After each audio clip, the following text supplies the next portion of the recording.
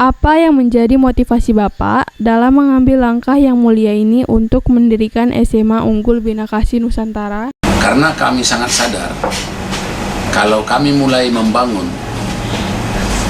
dari Kabupaten Karo, mungkin untuk membuat suatu gebrakan atau dikenal satu sebutan layanan pendidikan yang unggul yang kami bangun adalah SMA Unggul Binakasi Nusantara, yang tepatnya berada di Kota Madya Medan di Jalan Bungan Coleraya nomor 100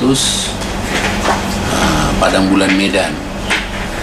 Kami sangat merasakan dalam membangun SMA Unggul Binakasi Nusantara, kami sangat terbantu dengan pengalaman-pengalaman kami pada dulunya yang pernah menjalani profesi sebagai tentor di salah satu bimbingan tes yang terkemuka di Kota Medan.